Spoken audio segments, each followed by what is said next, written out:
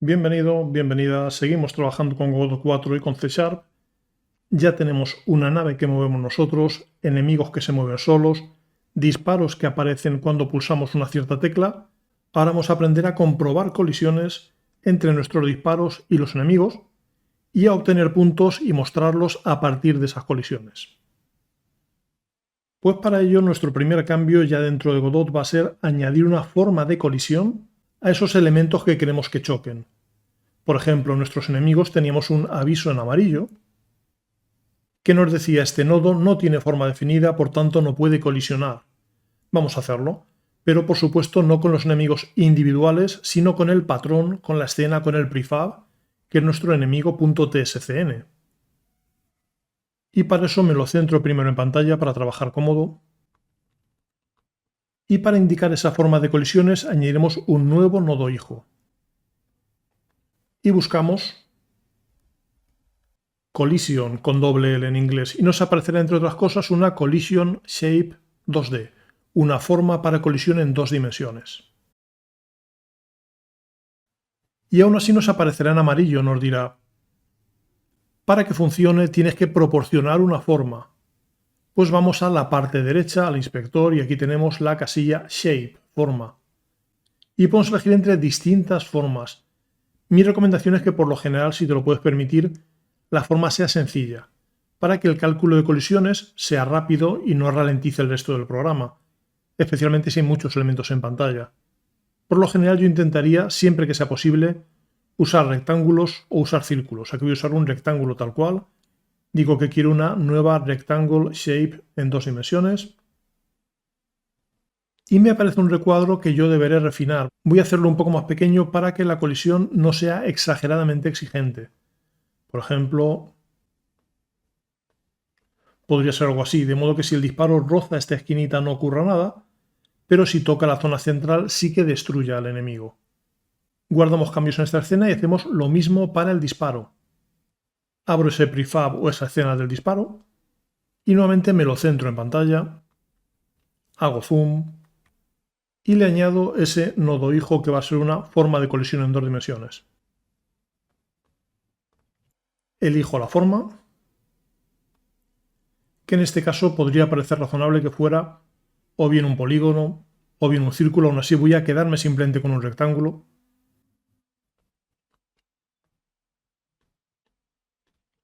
Un tamaño así puede ser suficiente, guardo cambios con control S. Y ahora llegamos a la parte de código, la parte de programa. Tenemos que decirle que responda cuando detecte una colisión. Para eso tenemos por aquí en el inspector una segunda pestaña que pone nodos.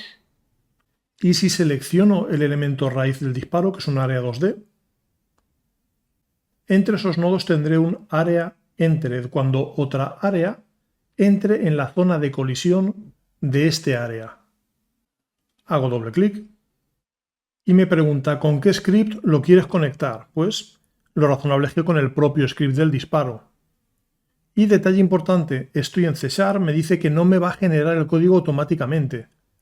En versiones anteriores lo hacía, pero lo dejaba fuera del class, tocaba recolocarlo a mano. En esta versión, a fecha de hoy, parece que no me lo crea, tengo que hacerlo yo, con lo cual voy, este nombre que él me propone, a copiarlo con control C. Digo que lo quiero conectar, me aparece que está conectando con el evento onAreaEntered 3D y ahora tengo que ir desde programa, voy a editar mi script para añadir esa función. Y cuando me aparezca Visual Studio voy a crear esa función detrás de ready de process, un public void y pegaré ese nombre de onAreaEntered porque tiene que estar escrito exactamente igual. Así que en vez de teclearlo yo, pegaré lo que he copiado antes. Y ese onAreaEntered recibe un detalle que es la otra área 2D. Me propone como nombre área, yo le puedo llamar por ejemplo otro, y vamos a empezar por hacer que nos avise en pantalla de que ha colisionado. Por ejemplo así. Guardo cambios y pruebo a lanzar el juego, y cuando mi disparo impacte a un enemigo debería aparecer escrito boom. En Godot vuelvo a la escena de juego y lanzo. Ya están en movimiento, voy a probar a disparar. Y efectivamente aquí abajo me ha aparecido boom, pero aún así no se han destruido. En la próxima sesión hablaremos de sistemas de partículas para ver cómo hacer una explosión un poco vistosa. De momento voy a limitarme a que desaparezcan tanto el disparo como el enemigo. Y eso lo haremos con el Q-Free que ya hemos utilizado. Vuelvo a Visual Studio y este Q-Free que ya conocíamos, porque borramos el disparo cuando desaparecía por la parte superior, por cierto era position.y, lo usaremos también ahora.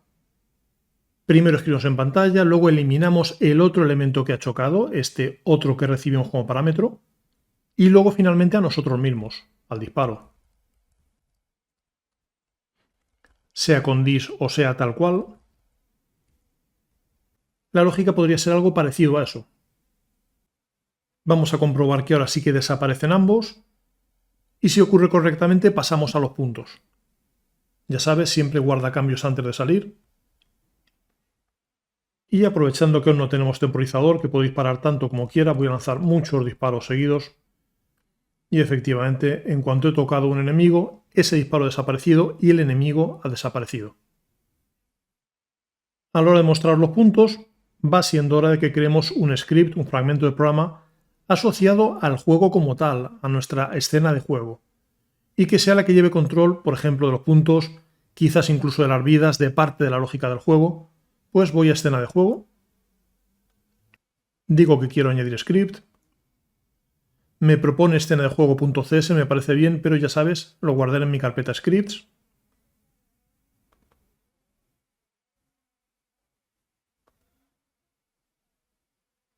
Digo que me lo cree y lo edito en Visual Studio. Y aquí de momento voy a añadir esa variable puntos y, por ejemplo, un método que se llame incrementar puntos, que lo que haga es aumentarlos en 10 y mostrarme en pantalla cuántos puntos llevamos. Esa podría ser la variable. Creo un método de incrementar puntos. El autocompletado ya me sugiere que aumente de 1 en 1. Es muy habitual en nuestros juegos aumentar realmente de 10 en 10 o de 100 en 100 o cosas por el estilo. En nuestro juego vamos a dar, por ejemplo, 10 puntos por cada enemigo eliminado. Y a continuación mostramos esos puntos todavía en la consola de depuración y dentro de un instante ya en el entorno visual del juego. Ya que estamos, es deseable que esos puntos tengan un valor inicial, no dar por sentado que es 0, ya sea aquí arriba o ya sea en Ready. Antes de poner el juego en marcha, deberíamos en el disparo decirle cuando haya una colisión, llama a ese incrementar puntos. Pues vamos a disparo. Y una primera forma, veremos formas más elegantes, pero una primera forma de llamar a un método de otro elemento del juego, es decir, búscame este nodo del árbol y quiero que llames a esta función que doy por sentado que tiene dentro. Con getNode obtenemos un nodo del árbol. Recuerda que los recursos comenzaban en /res, los elementos visuales como tal en /root, con lo cual a partir de root, a partir del raíz, encontrarás un tal escena de juego. Y para ese nodo escena de juego que está debajo del raíz, quiero que llames .call a un cierto método. Y debo escribir el nombre del método exactamente como estaba, mayúsculas y minúsculas tal cual. Esta forma de trabajar tiene el problema de que no le puedo indicar parámetros, no le puedo indicar detalles. No puedo decirle incrementa en 10 o incrementa en 20. Por eso veremos formas alternativas. En cualquier caso voy a probar a guardar cambios y a lanzar desde Godot. Juego en marcha, disparo varias veces para que cuando lleguen choquen con los disparos. Y boom 10, boom 20, boom 30. Solo nos queda que eso realmente se vea en la pantalla de juego. Y para eso vamos a añadir un nuevo componente visual. La forma elegante sería añadir un canvas que se redimensionara según si la pantalla es más ancha, más estrecha. No vamos a complicarnos tanto por ahora, simplemente añadiremos un componente que es de tipo label, etiqueta. Y me aparece con el color verde de los controles visuales un tal label, le digo que sí, que lo quiero crear. Y voy a recolocarlo, a escribir un texto predefinido y a cambiarle el nombre. Para recolocar ya sabes, movimiento, lo separo un poco del margen, puedo cambiar el nombre, ya sabes, doble clic o un clic y F2, puedo llamarlo texto puntos, Y ese texto puntos en el inspector tendrá una propiedad text. Pues quiero que el texto sea, por ejemplo, puntos 2.0. Mejoraremos la apariencia del texto más adelante. De momento quiero que me aparezca ahí el valor de los puntos, eso que mostramos con el gd.print. Con lo cual, guardo cambios, vuelvo a Visual Studio. En Visual Studio voy al script de la escena de juego y usaré nuevamente getNode.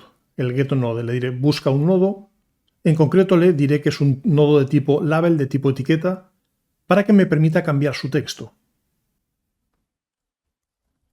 Le digo busca un nodo, en concreto la variante que tiene el menor y el mayor, la variante que permite indicar el tipo de nodo. Le digo que el nodo va a ser una etiqueta, un label, y la ruta, aquí no hace falta root, como está directamente debajo de mí, pongo el nombre del nodo.